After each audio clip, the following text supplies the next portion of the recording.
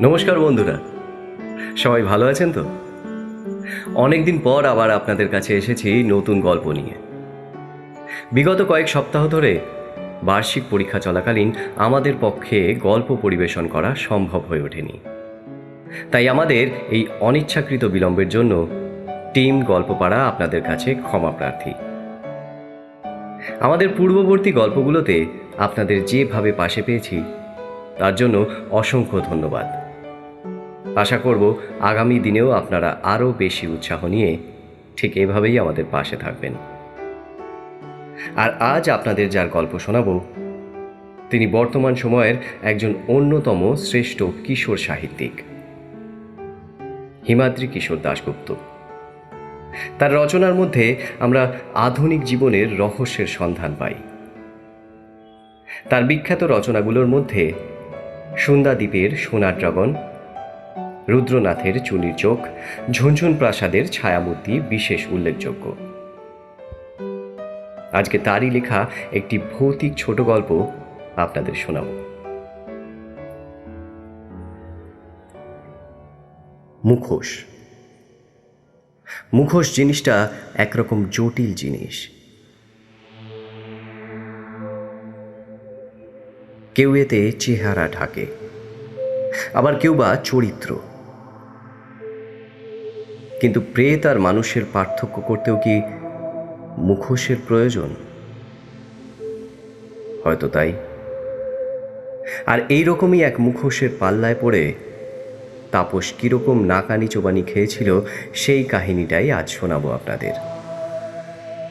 গল্পপাড়ার আজকের নিবেদন হিমাদ্রি কিশোর দাশগুপ্তর রহস্য ভৌতিক কাহিনী শ্রাঙ্কেন হেড।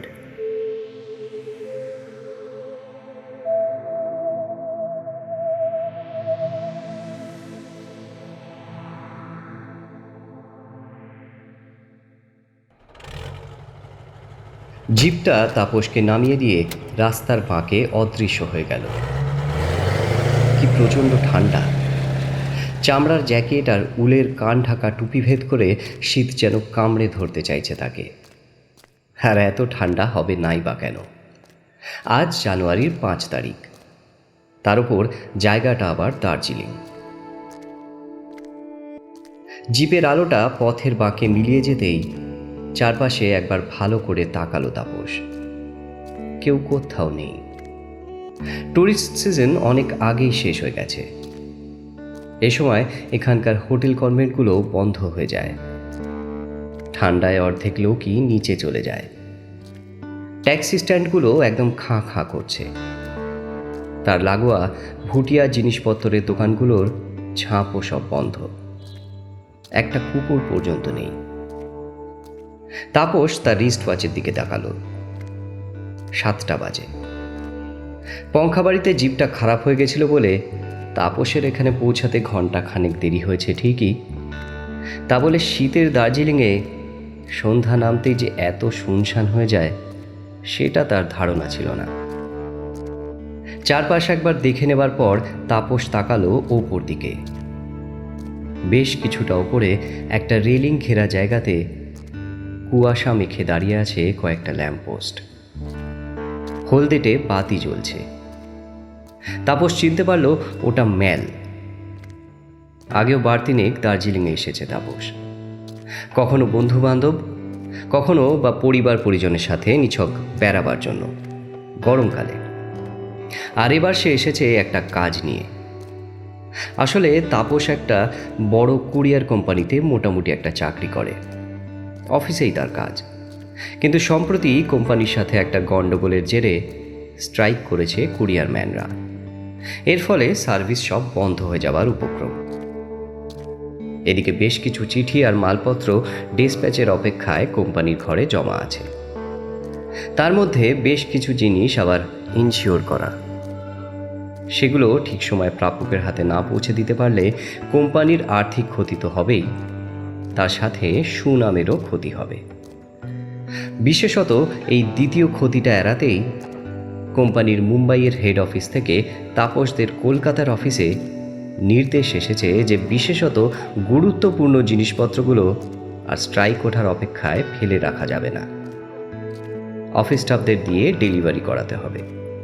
ওই রকমই একটা ইনশিওর করা পার্সেল জায়গা মতো পৌঁছে দেওয়ার জন্যই ওপরওয়ালার নির্দেশে এই প্রবল শীতে কলকাতা থেকে দার্জিলিংয়ে এসে পৌঁছেছে তাপস। পার্সেলটা অবশ্য খুব বড় নয়, 1.5 ফুট বাই 1.5 ফুট একটা হালকা কাঠের বাক্স। তাপসের ব্যাগের মধ্যেই রয়েছে সেটা। তাপস একবার ভাবল ব্যাগ থেকে সেই পার্সেলটা বের করে তার গায়ে লেখা ঠিকানাটা একবার দেখে নেবে। তার পরক্ষণেই তার মনে হলো কাছে পিঠে তো কোনো লোক নেই, কাকে সে জিজ্ঞাসা করবে ঠিকানাটা? তার চেয়ে ওপরে উঠে কাজটা করাই ভালো। ম্যালের কাছে ঠিকানা জানার মতো কোনো লোক তো পাওয়া যাবেই। এই ভেবে ব্যাগটা কাঁধে ফেলে জিপ স্ট্যান্ড থেকে বেরিয়ে পাথরের ধাপ ভেঙে ম্যালের দিকে উঠতে শুরু করলো তাপস। মিনিট 10 মধ্যেই সে ম্যালে উঠে এলো, কিন্তু এই জায়গাটাও কেমন যেন শুনশান। বড় বড় দোকানপাটগুলো সব বন্ধ। দু একটা হোটেলের কাঁচের জানলার ভেতর থেকে ক্ষীণ আলো ভেসে আসছে। হোটেলগুলোর সামনে বা ম্যালে কোনো লোকজনই নেই, শুধু একজন বুড়ো ঘোড়াওয়ালা রেলিংয়ের একপাশে দাঁড়িয়ে তার ঘোড়ার পিঠে কী সব যেন মালপত্র তুলছে। তাপস একটা ল্যাম্পপোস্টের নিচে দাঁড়িয়ে পার্সেলটা বার করলো।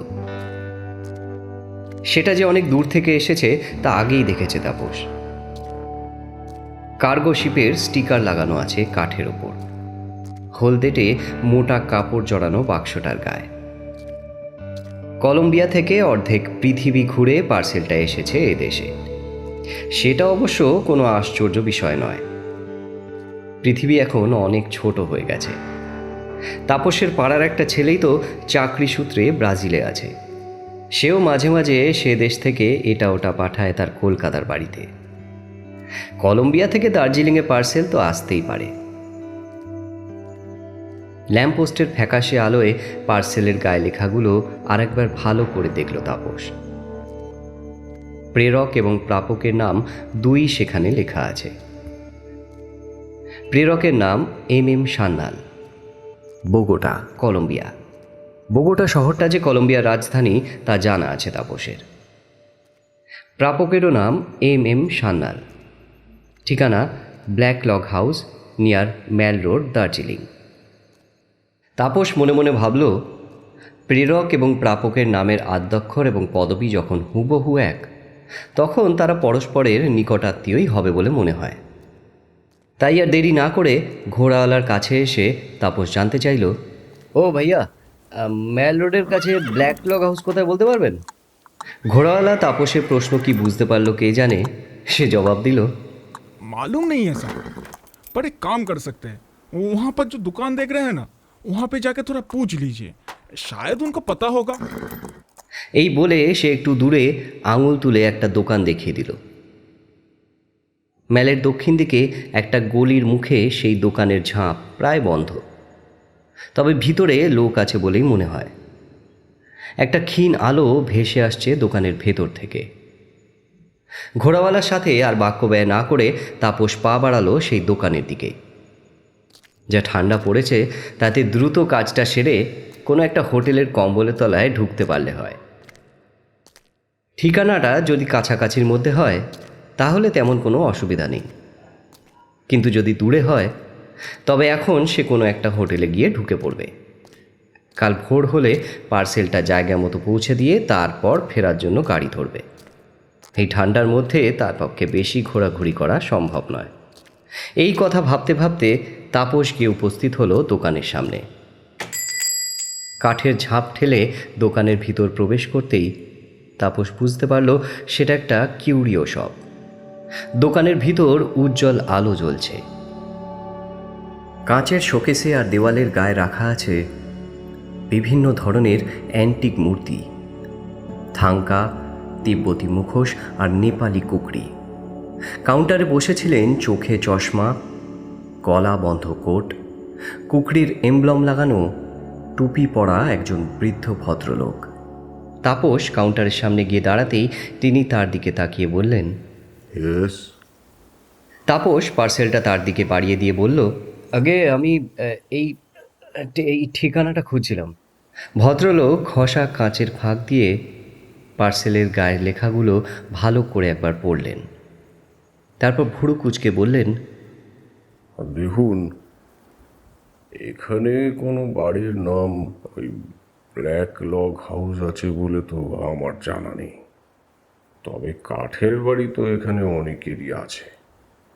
তাপস একটু হতাশ হলো তার কথা শুনে। ভদ্রলোক আবার বললেন, এ তো দেখছি 40 বছর আগেকার পার্সেল। না না, অত পুরনো নয়। আসলে মুম্বাই থেকে কিছুদিন হলো এখানে এসেছে। তার কথা শুনে সেই ভদ্রলোক কোনো কথা না বলে পার্সেলের নিচের দিকের একটা অংশ আঙুল দিয়ে দেখিয়ে দিলেন। বাক্সর ওপর জড়ানো হলদেটে কাপড়টা সম্ভবত ঘষা লেগে ছিঁড়ে গেছে। হলদে কাপড়ের ভিতর একটা বিবর্ণ কাপড়ের আস্তরণ চোখে পড়ছে। সেখানে প্রায় অস্পষ্টভাবে লেখা, ভিক্টোরিয়া কার্গো, 1960, বোগোটা। ওই লেখাটা তাপসের চোখে পড়েনি। 1960 মানে তাপসের জন্মেরও 20 বছর আগে। এরকম মাঝে মাঝে হয় বলে শুনেছে তাপস। 20-50 বছর ধরে গুদামে পড়ে থাকা দাবিহীন পার্সেলের দাবিদারের সন্ধান মেলে। তখন আবার সেটা সেই দাবিদারের নতুন ঠিকানায় পাঠাতে হয়। একে বলে রিপার্সেলিং। এটাও তাহলে সেরকমই একটা পার্সেল, মনে মনে ভাবল তাপস। তাপস লেখাটা দেখার পর বৃদ্ধকে বলল, দারুণ চোখ তো আপনার। কিউরিওর ব্যবসা করি তো, তাই চোখটা তো ঠিক রাখতেই হবে মশাই। কিন্তু যে ঠিকানার খোঁজে তাপসের দোকানে ঢোকা, সে বৃদ্ধ তা বলতে না পারায় সে পার্সেলটা হাতে তুলে নিয়ে বলল, আপনাকে বিরক্ত করলাম বলে দুঃখিত, আমি যাচ্ছি। এই বলে সে দোকানের বাইরে পা বাড়াতে যাবে, এমন সময় বৃদ্ধ হঠাৎ বললেন, আচ্ছা, একটু একটু দাঁড়ান। এখানে একটা অনেক পুরনো কালো রঙের কাঠের বাড়ি আছে, তবে এখন সেখানে কেউ থাকে বলে আমার জানা নেই। বছর 50 আগে, বুঝলেন, আমি যখন নতুন দোকান খুলি তখন এক বাঙালি ভদ্রলোক ওই বাড়িটাতে থাকতেন। আমার দোকানে একই নামে তিব্বতী মুখোশ কিনতে আসতেন। তারপর দার্জিলিং ছেড়ে কোথায় যেন চলে গিয়েছিলেন তিনি। আপনি ওই বাড়িটাতে একবার গিয়ে দেখতে পারেন। ব্ল্যাক লগ হাউস যখন ঠিকানা, তখন সে বাড়িটা হলেও হতে পারে। তা বাড়িটা কোথায়? আপনি স্টেপ অ্যাসাইড চেনেন? হ্যাঁ, তা চিনি।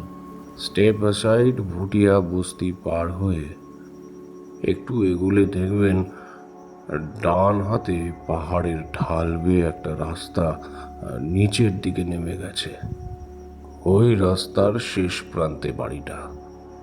রাস্তাটা একটু নির্জন ঠিকই, কিন্তু চোর ডাকাতের কোনো ভয় নেই। আচ্ছা আচ্ছা, ধন্যবাদ। কিউরিও শপের মালিককে ধন্যবাদ জানিয়ে তাপস বাইরে এসে দাঁড়ালো। কেউ কোথাও নেই। সেই ঘোড়াওয়ালাও চলে গেছে। চারপাশে যেন আরো শূন্যতা নেমে এসেছে। লাইট পোস্টের খয়াটে আলোর নিচে কুয়াশার মধ্যে পড়ে রয়েছে সবুজ রঙা বসার জায়গাগুলো। অথচ গ্রীষ্মকালে এখানে এই সময় ঠিক ঠিক করে টুরিস্ট। দোকানের বাইরে দাঁড়িয়ে তাপস একবার ভাবল, পরের দিন সকালেই সে বাড়িটার খোঁজে যাবে। তার পরক্ষণেই আবার তার মনে হলো, তাহলে সারা রাত তাকে একটা চিন্তা নিয়ে কাটাতে হবে। স্টেপ অ্যাসাইড জায়গাটা তার চেনা, বেশি দূরে নয়। একবার দেখেই আসা যাক না বাড়িটা। আর পার্সেলটা যদি ওই ঠিকানারই হয়ে থাকে, তাহলে সে সেটা সেখানে গুছিয়ে দিয়ে হোটেলে ফিরে নিশ্চিন্তে ঘুমোতে পারবে। মাত্র 7:30 বাজে। 1 ঘন্টার মধ্যেই সে নিশ্চয়ই ফিরে আসতে পারবে। এইসব ভেবে তাপস হাঁটতে শুরু করলো। ম্যাল ছেড়ে তাপস স্টেপ সাইডের রাস্তা ধরল। রাস্তাটা তার চেনা। এর আগে বেড়াতে এসে প্রতিবারই দেশবন্ধুর বাসভবন স্টেপ অ্যাসাইড দেখতে গেছে। সত্যি এবার খুব ঠান্ডা লাগছিল তার। মাফলারটা টুপির ওপর ভালো করে জড়িয়ে নিয়ে তাপস হাঁটতে লাগলো। রাস্তার পাশে বাড়িগুলো সব নিঝুম, শীতের মধ্যে গুটি সুটি মেরে দাঁড়িয়ে আছে। একসময় সে পৌঁছে গেল স্টেপ সাইডে। সেখানেও কোনো লোকজন চোখে পড়ল না তার।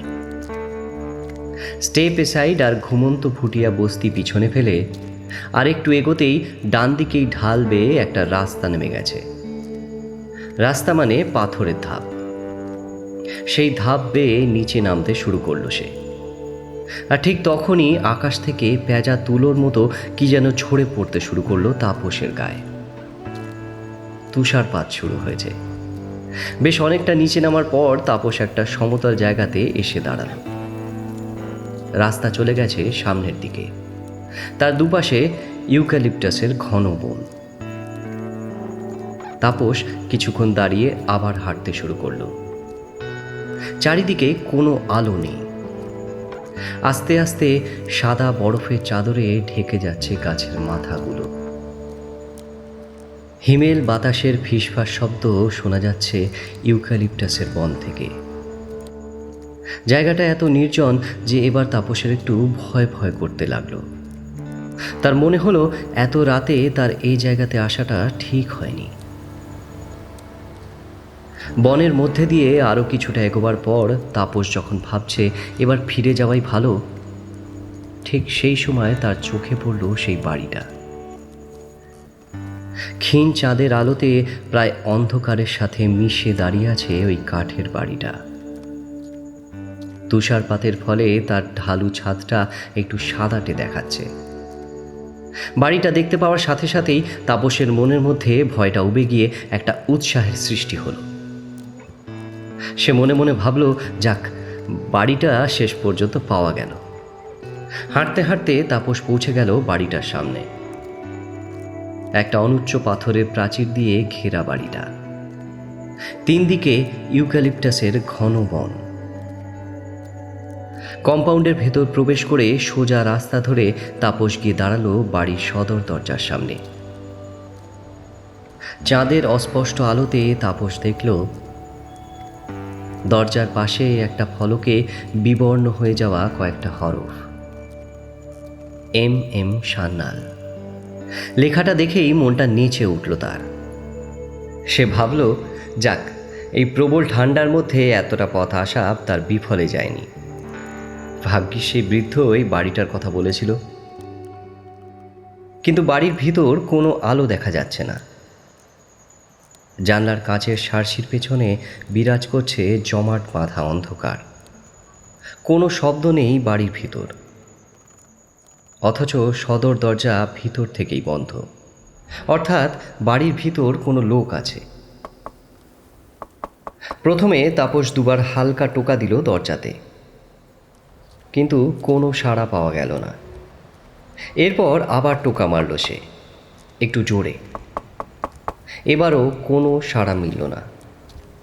তৃতীয়বার দরজায় বেশ জোরে ঘা দিয়ে তাপস একটা গলা তুলে বলল, এই যে শুনছেন, বাড়িতে কেউ আছেন?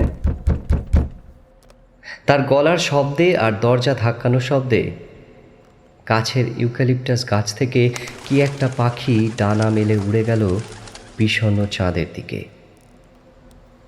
কয়েক মুহূর্ত একদম নিস্তব্ধ। তারপর তাপস যখন আবার দরজায় ধাক্কা দিতে যাচ্ছে, ঠিক তখনই তার মনে হলো একটা অস্পষ্ট শব্দ যেন ঘষ্টে ঘষ্টে এগিয়ে আসছে বন্ধ দরজার ওপাশে। কান খাড়া করল তাপস। হ্যাঁ, একটা শব্দ। ঠিক দরজার ওদিকে এসে শব্দটা যেন থেমে গেল। আবার কয়েক মুহূর্তের নিস্তব্ধতা। তারপরেই একটা শব্দ তুলে খুলে গেল ভারী কাঠের দরজা। তাপস দেখল দরজার কয়েক হাত তফাতে অন্ধকার ঘরের মধ্যে দাঁড়িয়ে আছে একজন লোক। তাকে ঠিক স্পষ্ট দেখা যাচ্ছে না, শুধু তার অবয়বটুকুই বোঝা যাচ্ছে। তাপস তাকে দেখে বলল, মিস্টার সান্যাল আছেন? আমি একটা কুরিয়ার কোম্পানি থেকে আসছি, তার নামে একটা পার্সেল ছিল। তার কথা শুনে কোনো উত্তর দিল না সেই ছায়ামূর্তি। তাপসের মনে হলো সে যেন তার ঘাড়টা একটু নাড়ল। তাকে একটু ডেকে দেবেন? আসলে পার্সেলটা নিতে হলে ওই সই সাবুদের একটা ব্যাপার আছে তো। লোকটা এবারও মুখে কিছু বলল না, শুধু ইশারায় তাপসকে দাঁড়াতে বলে এগিয়ে এসে দরজাটা আবার বন্ধ করে দিল। তাপস দাঁড়িয়ে রইল বাইরে, মনে মনে ভাবল লোকটা কেমন রে বাবা, কোনো কথা বলল না, তারপর দরজার পাল্লাটা তার মুখের উপর এভাবে দিয়ে দিল। বাইরে তুষারপাত আরও বাড়ছে, আর তার সাথে পাল্লা দিয়ে বাড়ছে ঠান্ডা বাতাস। ঠান্ডাতে একেবারে জমে যাচ্ছে তাপস। মিনিট পাঁচেক দাঁড়িয়ে থাকার পর বাড়ির ভেতর থেকে একটা কণ্ঠস্বর ভেসে এলো। ভেতরে আসুন। দরজার পাল্লা ঠেলে বাড়ির ভেতর পা রাখল তাপস।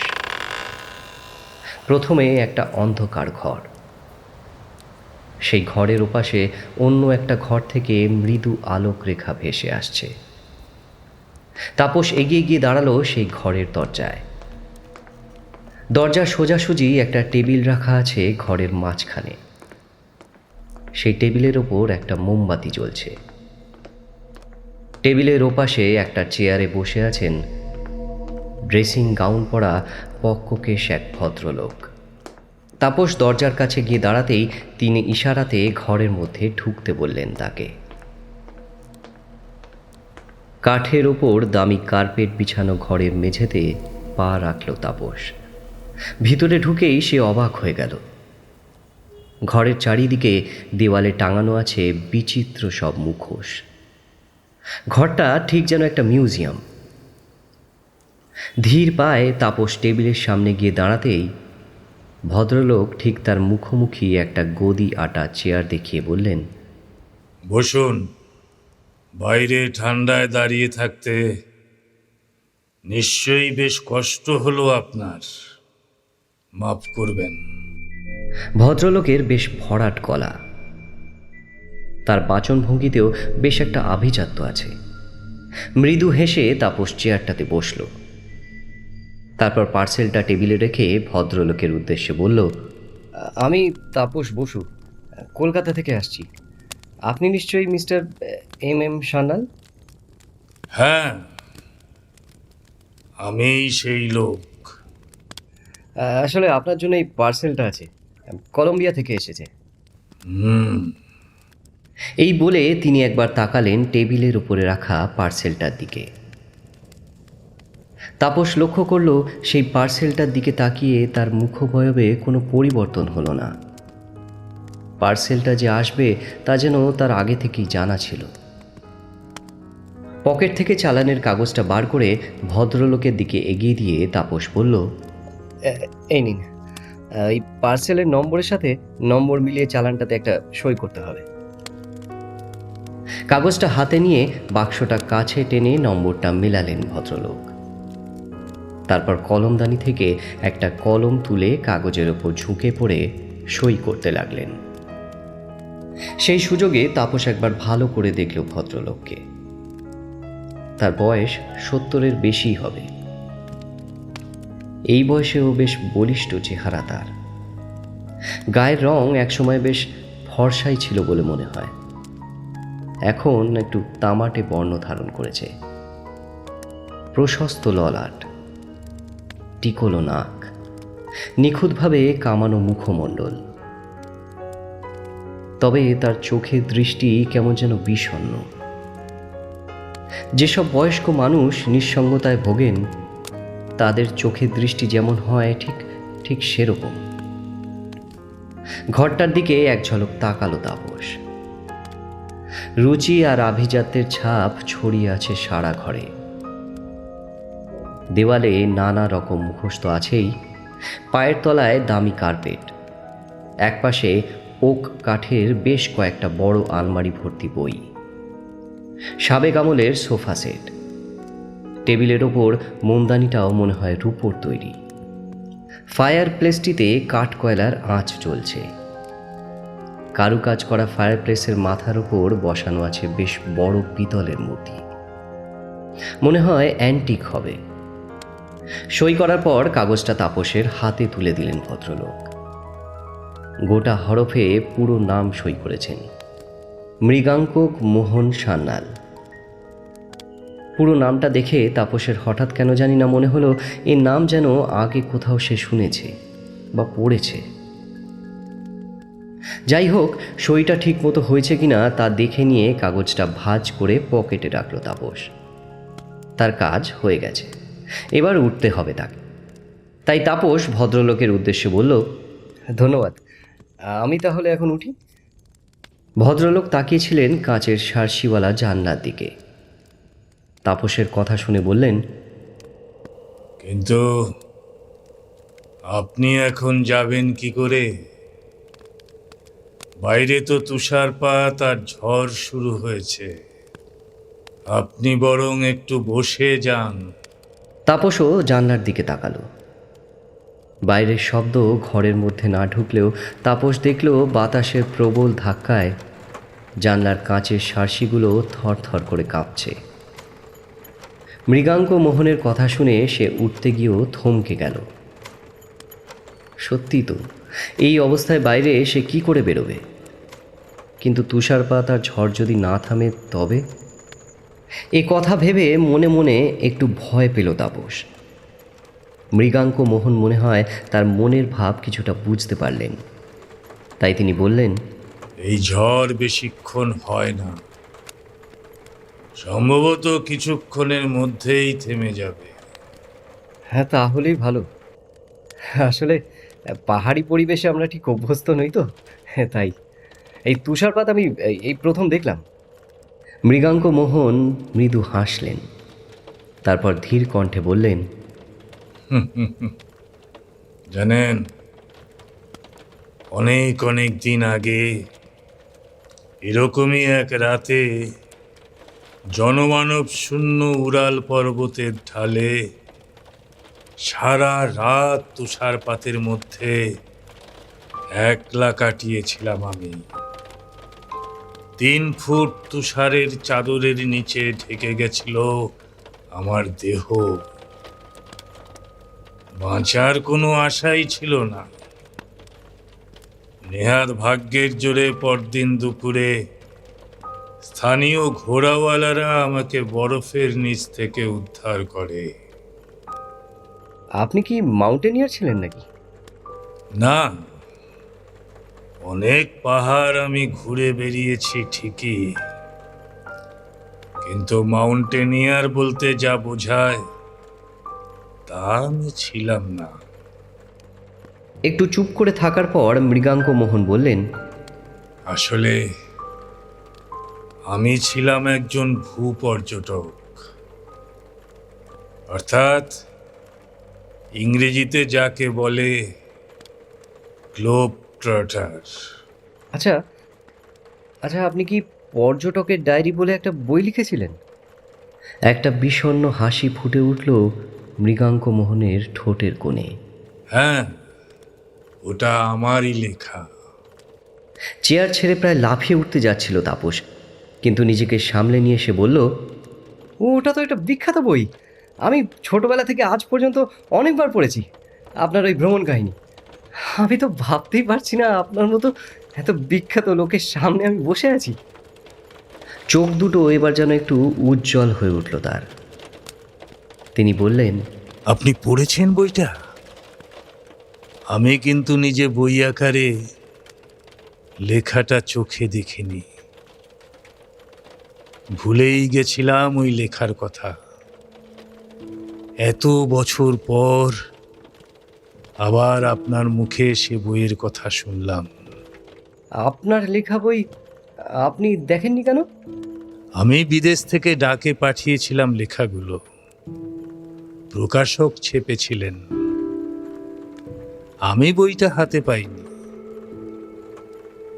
আমার কোনো স্থায়ী ঠিকানা ছিল না যেখানে তিনি বইটা পাঠাতে পারতেন। তা বইটা আপনার ভালো লেগেছিল? এই বলে তাপসের দিকে তাকিয়ে রইলেন তিনি। শুধু আমার কেন, যারা বইটা পড়েছেন প্রত্যেকেরই অসাধারণ ভালো লেগেছে আপনার লেখা। কি সুন্দর আপনার লেখন শৈলী, কি সুন্দর বিবরণ। সবাই তো বলেন ভ্রমণ সাহিত্যের ক্ষেত্রে আপনার বই একটা ল্যান্ডমার্ক। সত্যি।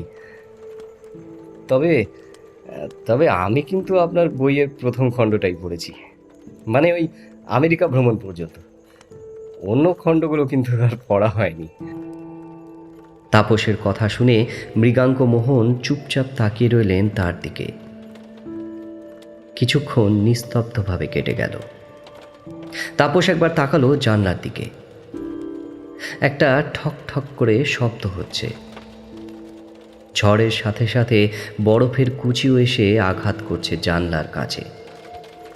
এরপর তাপস আবার তাকে প্রশ্ন করল, আপনার লেখাটা কিন্তু আমার মনে আছে। আচ্ছা আচ্ছা, আপনার লেখার মধ্যে যে আরবে মরুঝড়ের মুখোমুখি হওয়া বা নীল নদে কুমিরের সাথে লড়াই করা, এই রোমহর্ষক কাহিনীর বর্ণনা আছে, সেসব কি সত্যি, নাকি নাকি লেখার প্রয়োজনেই ওসব লিখেছিলেন আপনি? পার্সেলটা কাছে টেনে নিলেন মৃগাঙ্ক মোহন। টেবিলের ওপর রাখা একটা পেন্সিল কাটার ছুরি তুলে নিয়ে ধীরে ধীরে পার্সেলের কাপড়টা কাটতে কাটতে তিনি বললেন, যা পড়েছেন সব সত্যি। লেখার প্রয়োজনে কোনো কিছু আমি বানিয়ে লিখিনি। যা পড়েছেন তার চেয়ে অনেক বেশি রোমহর্ষক ঘটনা এরপর আমার জীবনে ঘটেছিল। তাই নাকি? সেটা কি আপনার বইয়ের দ্বিতীয় খণ্ডে লিখেছিলেন? নিঃশব্দে হেসে মৃগাঙ্ক মোহন বললেন, না, সেখানে লিখিনি আমি। কারণ লেখার কথা থাকলেও সে খণ্ড আর লেখা হয়নি আমার। ও, ওই দ্বিতীয় খণ্ডটা তাহলে আর প্রকাশই হয়নি? সেটা আর লিখলেন না কেন আপনি? কোনো উত্তর না পেয়ে পার্সেলের উপরের কাপড়গুলো খুলে ফেললেন মৃগাঙ্ক মোহন।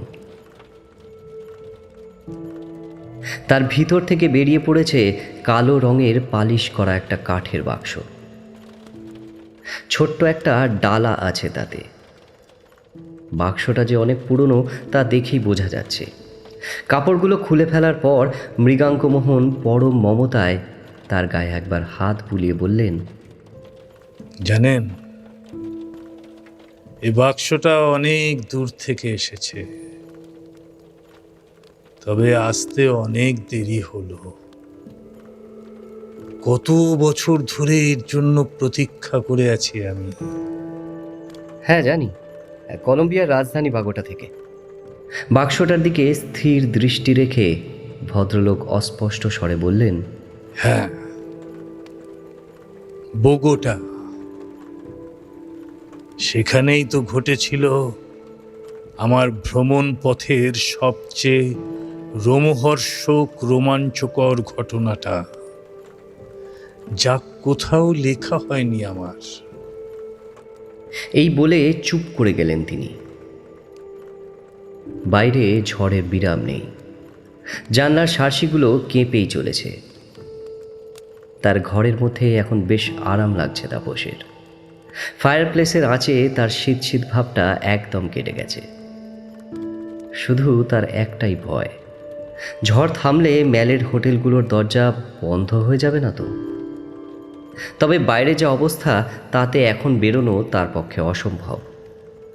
ঝড় না থামা পর্যন্ত তাকে অপেক্ষা করতেই হবে। কিছুটা তার সামনে বসে থাকা বিখ্যাত পর্যটকের মুখ থেকে কাহিনী শোনার লোভে, আর কিছুটা সময় কাটাবার জন্য। এরপর তাপস মৃগাঙ্ক মোহনের উদ্দেশ্যে বলল, আচ্ছা, এই বাগোটা শহরে ভ্রমণের সময় যে রোমহর্ষক ঘটনা ঘটেছিল সে কাহিনী আমাকে বলবেন? মৃগাঙ্ক মোহন তাকিয়েছিলেন বাক্সটার দিকে। তাপসের কথা শুনে তিনি যেন একটু চমকে উঠে তাকালেন তার দিকে। তারপর তাপসের চোখের দিকে তাকিয়ে বললেন, আপনি সত্যিই শুনতে চান সেই কাহিনী? অবশ্য এই পার্সেলটা যখন আপনি এনেছেন, তখন সে কাহিনী অন্তত আপনাকে জানানো আমার কর্তব্যের মধ্যে পড়ে। কিন্তু শুনে আপনি ভয় পাবেন না তো? প্রশ্ন শুনে তাপস এবার হেসে ফেলে বলল, আচ্ছা, আমাকে কি আপনি একদম বাচ্চা ছেলে ভাবলেন? আপনি বলুন। মৃগাঙ্ক মোহনের মুখে ফুটে উঠল একটা চাপা হাসির রেখা। ঠিক আছে, তাহলে শুনুন। কয়েক মিনিট চুপ করে কি যেন ভাবার পর মৃগাঙ্ক মোহন বলতে শুরু করলেন তার কাহিনী। আমেরিকা ভ্রমণ শেষ করে মেক্সিকো, গুয়াতেমালা, এল সালভাদর হয়ে নিকারাগুয়ার সামান্য অংশ ছুঁয়ে হন্ডুরাসের মধ্যে দিয়ে কোস্টারিকা পৌঁছতে আমার মাস 2 সময় লেগেছিল। বহু বিচিত্র অভিজ্ঞতা হয়েছিল সে পথে, কিন্তু সে গল্পে আমি যাচ্ছি না। কোস্টারিকাতে একটা হপ্তা কাটিয়ে একটা আদ্যিকালের পালতোলা মালবাহী জাহাজের কোলে চেপে সামান্য পানামা যোজক পার হয়ে কলম্বিয়ার মাটিতে পা রেখেছিলাম আমি। প্রথমে আমি গিয়ে উপস্থিত হলাম মেডেলিন শহরে। তারপর আরো এগিয়ে ম্যাগদালেন নদী অতিক্রম করতেই আমার পথ আটকে দাঁড়ালো আন্দিজের গিরিশিরা। জনমানবহীন আন্দিজের বন্দরে আমি একমাত্র মানুষ। একটা শকুন পর্যন্ত চোখে পড়েনি সে পথে। কিভাবে যে আমি আন্দিজের সেই দুর্লঙ্ঘ প্রাচীর অতিক্রম করেছিলাম তা আমি একমাত্র জানি। অবশেষে কলম্বিয়ার ভূখণ্ডে পা রাখার 27 দিন পর আমি উপস্থিত হলাম তার রাজধানী বোগোটা শহরে। আজকের বোগোটা শহর অনেক উন্নত হলেও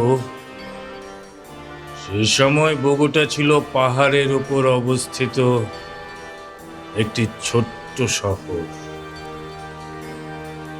সোনা আর পান্না ব্যবসায়ী কিছু ইউরোপিয়ান বাস করত শহরের কেন্দ্রস্থলে।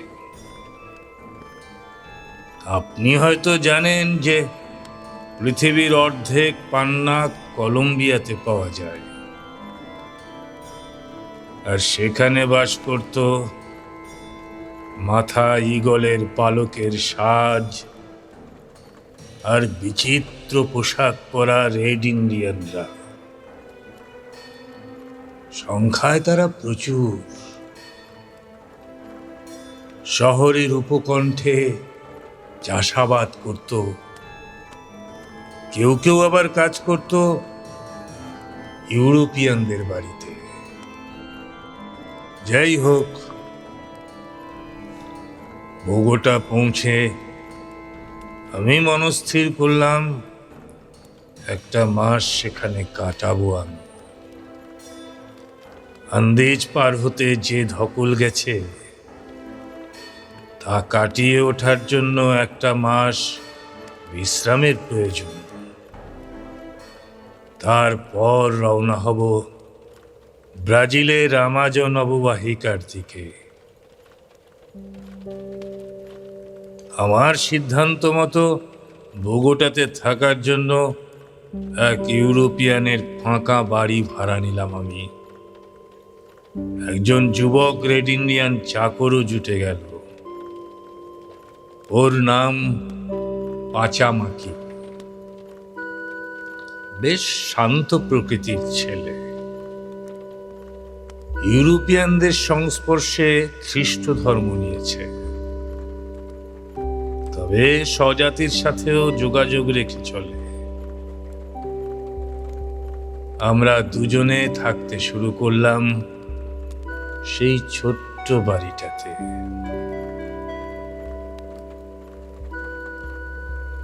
সারাদিন কোনো কাজ নেই, খাই আর ঘুরে বেড়াই এখানে সেখানে। তখন বসন্তকাল, মনোরম পরিবেশ চারপাশে, পাহাড়ের ঢালে ফুলের সমারোহ। বসন্তকাল আবার সেখানে রেড ইন্ডিয়ানদের বিবাহের ঋতু। গভীর রাতে শহর লাগোয়া পাহাড়ের মাথার উপর অবস্থিত ছোট ছোট গ্রামগুলো থেকে ভেসে আসতো তাদের বিবাহ উৎসবের ঢাকের শব্দ। আবার একটু থামলেন মৃগাঙ্কমোহন। এই ফাঁকে একবার জানলার সার্সির দিকে তাকিয়ে নিল তাপস। ঝড়ের কোনো বিরাম নেই, বরং তা যেন বেড়েই চলেছে। মুহূর্ত খানেক চুপ করে থাকার পর মৃগাঙ্কমোহন আবার বলতে আরম্ভ করলেন। আমার অন্য একটা নেশা ছিল, সে নেশা হলো মুখোশ সংগ্রহের। এই যে দেওয়াল জুড়ে নানা ধরনের মুখোশ দেখছেন, তা পৃথিবীর বিভিন্ন প্রান্ত থেকে সংগ্রহ করেছিলাম আমি। ডান দিকের বুক কেসের পাশে যে শিংওয়ালা মুখোশটা আছে, ওটা এনেছিলাম সাইবেরিয়া থেকে। আর ওই শিং আর চামড়া বলগা হরিণের। আর ওই যে ডান দিকের দেওয়ালে লম্বাটে দেখতে কাঠের মুখোশটা, ওটা হন্ডুরাসের এক উপজাতীয়দের। বগুটা শহরে থাকার সময় রেড ইন্ডিয়ানদের মুখোশ সম্পর্কে খোঁজ করতে গিয়ে একদিন শুনতে পেলাম তাদের কাছে নাকি এক অদ্ভুত ধরনের মুখোশ পাওয়া যায়। সে ব্যাপারে আরো একটু খোঁজ নেবার পর এক বৃদ্ধ রেড ইন্ডিয়ানের কাছে দেখলামও সেটা। জিনিসটা দেখে আমি অবাক হয়ে গেলাম। মুখোশের মতো দেখতে হলেও সেটা আসলে মুখোশ নয়, সেটা মানুষের কুঁচকানো মাথা, সাঙ্কেন হেড। সত্যিকারের মানুষের মাথা? হ্যাঁ, সত্যিকারের মানুষের মাথা।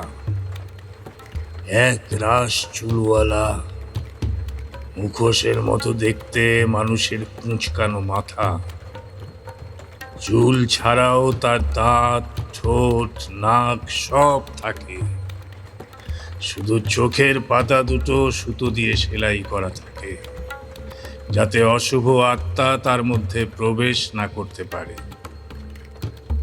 পরে অবশ্য বোগোটাতেই এক ইউরোপিয়ানের মুখে শুনেছিলাম কিভাবে সাঙ্কেন হেড তৈরি করা হয়। রেড ইন্ডিয়ানরা বিজাতীয় লোককে সুবিধা মতো পেলে তার মুন্ডু সমেত ধড়টাকে কেটে নেয়। তারপর সেই মাথার ভেতর থেকে চোখ, ব্রেন ইত্যাদি পচনশীল বস্তু বার করে ফেলে গরম পাথর ভরে দেয় সেখানে। এভাবে মাথাটাকে যাবজ্জীবন তারা রেখে দিতে পারে। পাথর ভরার ফলে মাথাটা ছোট হয়ে কুঁচকে যায় ঠিকই, কিন্তু তার অবয়ব মোটামুটি অবিকৃত থাকে। মাথার চুল আরো ঘন মনে হয়। বৃদ্ধ রেড ইন্ডিয়ানের কাছে ওই অদ্ভুত জিনিসটা দেখার পর সেটা সংগ্রহের ইচ্ছে জাগলো আমার। কিন্তু সেই রেড ইন্ডিয়ান ভয় কিছুতেই সেটা আমাকে বিক্রি করতে চাইল না। কারণ সরকারি আইন, কোনো রেড ইন্ডিয়ানের কাছে সাঙ্কেন হেড পাওয়া গেলে তাকে ফাঁসিতে লটকানো হবে। যদিও ইউরোপিয়ান বা বিদেশিদের ক্ষেত্রে এ নিয়ম প্রযোজ্য নয়, তবু তার ভয় হলো যদি আমি তার কথা কোথাও বলে ফেলি। কিন্তু শ্রাঙ্কেন হেডটা দেখার পর থেকেই ওরকম একটা মাথা জোগাড় করার ইচ্ছে আমাকে ভীষণভাবে পেয়ে বসলো। পাচামাকির মুখে শুনলাম তার বাপ ঠাকুরদার আমলে নাকি রেড ইন্ডিয়ান যুবকরা শ্রাঙ্কেন হেড যৌতুক দিত কন্যাকে। তার বাবাও দিয়েছিলেন তার মাকে। বসন্তকালে বিবাহ ঋতুতে গ্রাম ছেড়ে বেরিয়ে পড়ত রেড ইন্ডিয়ান যুবকেরা। তারা লুকিয়ে থাকতো পাহাড়ের নির্জন পথে। সে পথে একা কোনো ইউরোপিয়ানকে পেলে ধারালো কুঠারের এক কোপে তার মুন্ডু কেটে নিত। বহু ইউরোপিয়ানের বা ভিনদেশি মানুষের প্রাণ গেছে তাদের হাতে। এখন অবশ্য সরকারি আইনের ফলে সে প্রথা লোপ পেয়েছে। নিজেরাও অনেকটা সভ্য হয়েছে তারা। তবে প্রথা বজায় রাখতে এখন কাগজের তৈরি প্রতীকী মাথা যৌতুক দেয় রেড ইন্ডিয়ানরা। যাই হোক, একটা শ্রাঙ্কেন হেড জোগাড় করার ইচ্ছেটা ক্রমেই বেড়ে চলল আমার। অনেক চেষ্টা করা সত্ত্বেও আমি সংগ্রহ করতে ব্যর্থ হয়ে শেষ পর্যন্ত আমি পাচামাকিকে বললাম সে যদি সেটা সংগ্রহ করে দিতে পারে তাহলে আমি তাকে মোটা রকম বকশিস দেব। প্রথমে একটু দনমনা করে শেষ পর্যন্ত সে রাজি হয়ে গেল। কিন্তু সে বলল তার জন্য দিন দুয়েকের ছুটি নিয়ে তাকে গ্রামে যেতে হবে। আমি সানন্দে তাকে ছুটি দিলাম, কিছু আগাম অর্থও দিলাম। সে তখন গ্রামে চলে গেল। আমি তার প্রতীক্ষায় বসে রইলাম। কিন্তু দুদিন কেটে যাবার পরও সে ফিরল না। তারপর একটা একটা করে দিন কাটতে লাগলো। এদিকে আমার বগুটা ত্যাগ করার সময়ও এগিয়ে আসছে। তার ফেরার আশা ত্যাগ করলাম আমি। 1 মাস বগুটাতে থাকার পর যেদিন আমার এই শহর ত্যাগ করার কথা, ঠিক তার আগের দিন দুপুরে হঠাৎ ফিরে এলো পাচামাকি। বিচিত্র পোশাক, মাথায় পালকের সাজ, কোমরে ঝুলছে কুঠার। সে আমাকে জানালো খ্রিস্ট ধর্ম ত্যাগ করে বাপ ঠাকুরদার সনাতন ধর্মে আবার ফিরে গেছে সে। গ্রামে একটা মেয়ে দেখেছে সে, তাকে বিয়ে করে গ্রামেই থাকবে। তবে এখন সে এসেছে আমাকে দেওয়া তার প্রতিশ্রুতি রাখতে। একটা শ্রাঙ্কেন হেডের সন্ধান পেয়েছে সে। সেটা নিতে হলে আমাকে তার সাথে সেদিনই রেড ইন্ডিয়ানদের গ্রামে যেতে হবে। তন্ময় হয়ে মৃগাঙ্ক মোহনের গল্প শুনতে লাগলো তাপস। তিনি তারপর বলে চললেন, শ্রাঙ্কেন হেডের ব্যাপারে আমার এত আগ্রহ ছিল যে আমি তার প্রস্তাবে রাজি হয়ে গেলাম। ও যেখানে আমাকে নিয়ে যাবে বলল, সে গ্রাম আমার বাসস্থান থেকে মাত্র মাইল 4 দূরে একটা পাহাড়ের মাথায় অবস্থিত। ঠিক করলাম বিকেলে সেখানে গিয়ে রাতে ফিরে আসব, কারণ তার পরদিন রওনা হব আমাজন উপত্যকার উদ্দেশ্যে। পরদিন নতুন পথে যাত্রা শুরু করার জন্য কিছু গোছগাছের প্রয়োজন ছিল আমার। তাই সারাটা দুপুর ধরে সে কাজে আমাকে সাহায্য করলো পাচামাকি। সে আমার জিনিসপত্র সব গুছিয়ে দিল, মালপত্র বাঁধা ছাঁদা করলো। আমার জুতো পালিশ করলো।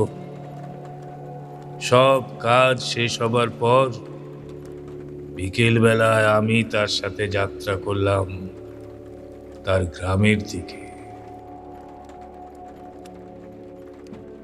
বসন্তের সুন্দর বিকেল, পাহাড়ের ঢালে নাম না জানা নানা ফুল ফুটেছে, বাতাসে ভাসছে তাদের মন পাগল করা সৌরভ। যাত্রাপথে হয়তো কখনো চোখে পড়ছে রেড ইন্ডিয়ানদের কুটির, ছোট ছোট শিশুরা খেলছে সেখানে। কোনো সময় দেখা হচ্ছে কোনো রেড ইন্ডিয়ান শিকারীর সাথে, বল্লমের মাথায় গাঁথা ছাই রঙের জঙ্গলি খরগোশ। এসব দেখতে দেখতে চলতে লাগলাম আমি। তবে পাচামাকি গ্রামটা যে দূরত্বে বলেছিল তার চেয়ে বেশ কিছুটা দূর বলে মনে হলো আমার। যখন গ্রামে পৌঁছলাম তখন সন্ধে।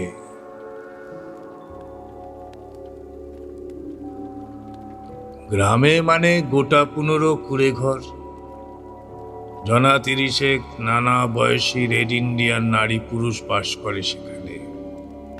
পাচামাকির সাথে আমি সেখানে উপস্থিত হতেই কুড়ে ঘর ছেড়ে বেরিয়ে আমাদের চারপাশে গোল হয়ে ঘিরে দাঁড়ালো তারা।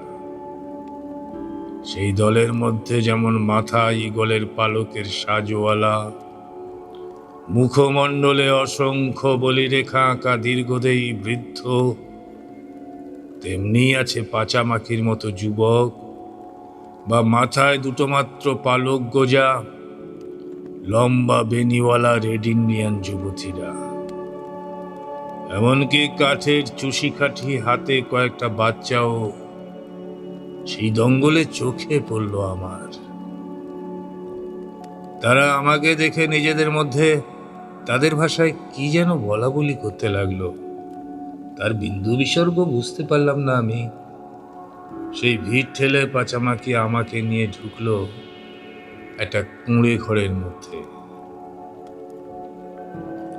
আমাকে সে সেই ঘরের মধ্যে অপেক্ষা করতে বলে বাইরে চলে গেল। আমি বসে রইলাম সেখানে। বাইরে অন্ধকার নেমে এলো। 1 ঘন্টা পরে সে ফিরে এসে বলল, চলুন এবার বাইরে যাব, একটা অনুষ্ঠান হবে, সেটা শেষ হলে মাথাটা যেখানে আছে সেখানে আপনাকে নিয়ে যাব।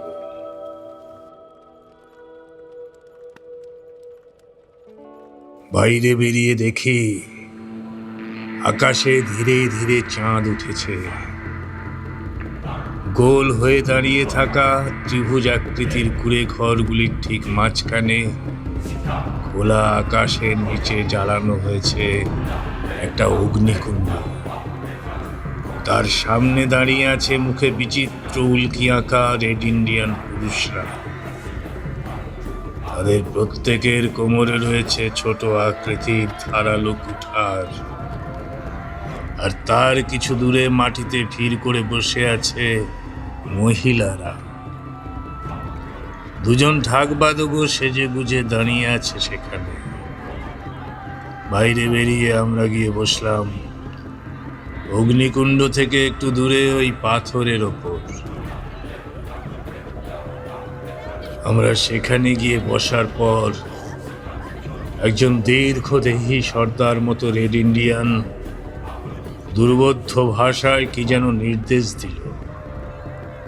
তখন আগুনের কাছে দাঁড়িয়ে থাকা রেড ইন্ডিয়ানরা নিজেদের কোমর থেকে কুঠার খুলে নিয়ে অগ্নিকুণ্ড ঘিরে সার বেঁধে দাঁড়াল। বেজে উঠল ঢাক। ঢাকের তালে আর সঙ্গীতের ছন্দে নৃত্য শুরু করলো তারা। কখনো আকাশের দিকে মাথা তুলে কুঠার উঁচিয়ে, কখনো মাটির দিকে ঝুঁকে অগ্নিকুণ্ডকে বৃত্তাকারে পাক খেতে লাগলো সকলে। প্রথমে ধীর গতিতে, তারপর দ্রুত লয়ে। চাঁদের আলোতে বসে আমি প্রত্যক্ষ করতে লাগলাম রেড ইন্ডিয়ানদের অদ্ভুত সেই নৃত্য, তাদের বিচিত্র সঙ্গীত আর বাদ্যযন্ত্রের শব্দ প্রতিধ্বনিত হতে লাগলো পাহাড়ের গায়ে। নাচ দেখতে দেখতে আমি পাচামাকিকে জিজ্ঞেস করলাম, এই নাচ কিসের জন্য? পাচামাকি আমার কথা শুনে সলজ্জ বলল, সামনের চন্দ্র মাসের 5 তারিখে আমার বিয়ে। প্রাক বিবাহ উৎসব পালন করা হচ্ছে এই নাচের মাধ্যমে। মেয়েদের দঙ্গলে বসে থাকা তার নববধূকেও সে আঙ্গুল দিয়ে আমাকে দেখিয়ে দিল।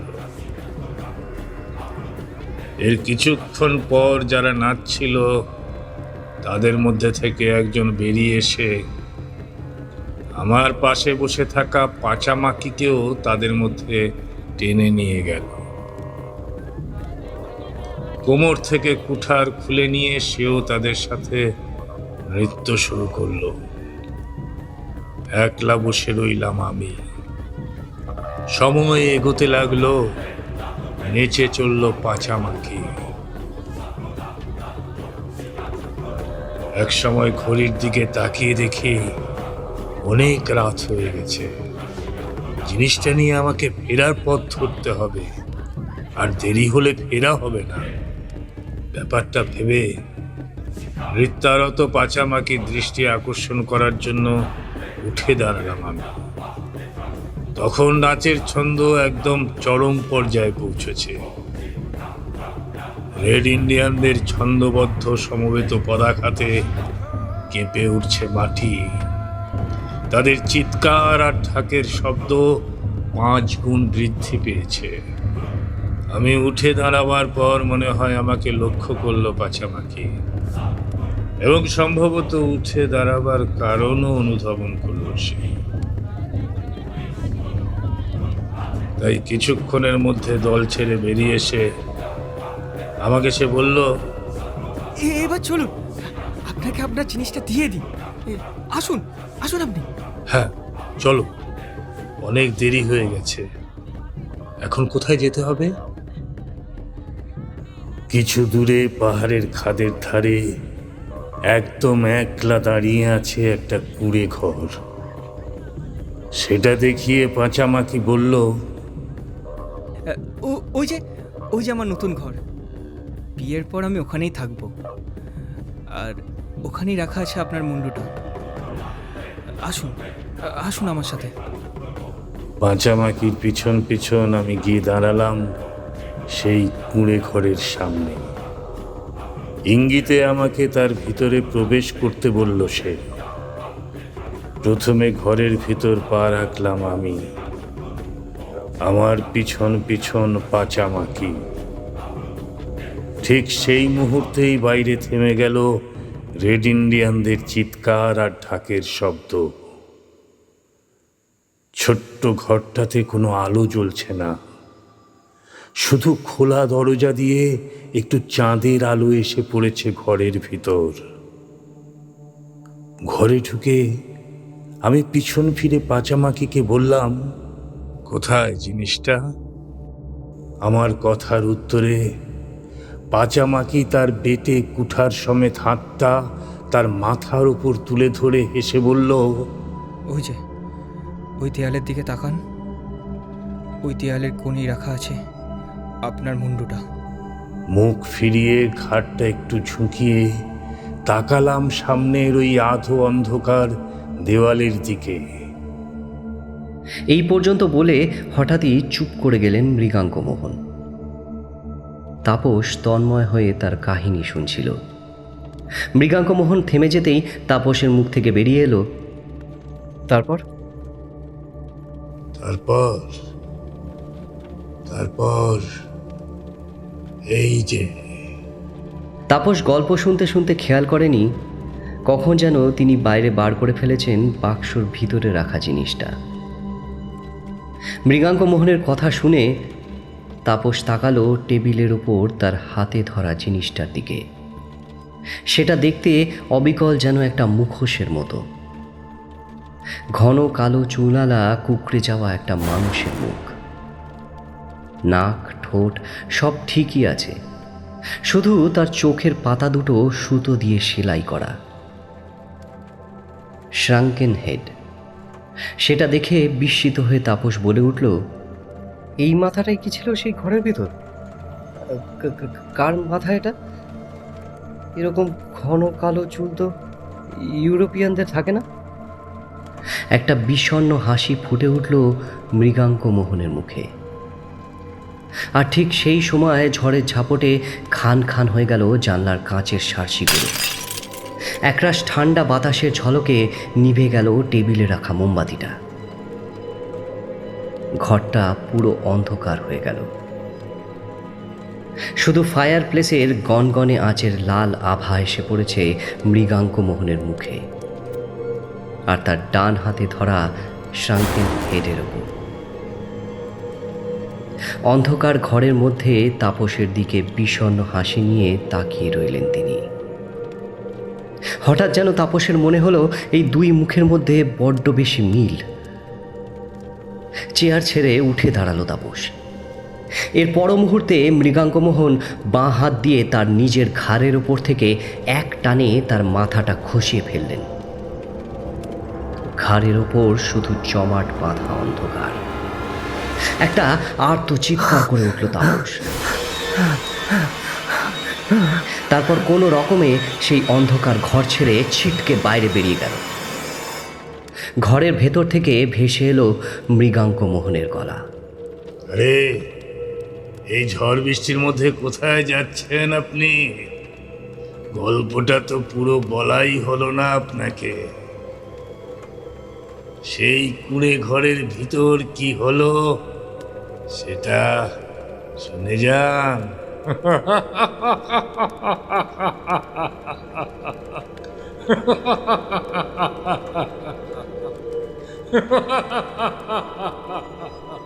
মৃগাঙ্ক মোহনের গল্পের বাকি অংশ শোনার জন্য তাপস আর সেখানে দাঁড়ালো না। বাড়ির বাইরে বেরিয়ে সে ঝড়ের মধ্যেই ছুটতে শুরু করলো।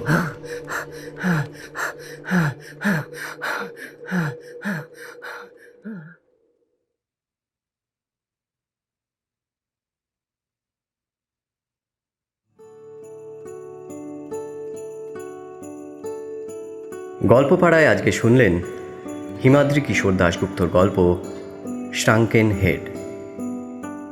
তাপস কিউরিও শপের মালিক এবং গল্প পাঠে শুভদীপ্ত। মৃগাঙ্ক মোহন সান্যালের ভূমিকায় গুরু দাস। পাচামাকি এবং টাঙাওয়ালার ভূমিকায় সায়ন। আবহ সঙ্গীত এবং স্পেশাল এফেক্টে শব্দ স্টুডিও এবং প্রচ্ছদে সৃজন। শেষ হলো আজকের গল্প শ্রাঙ্কেন হেড।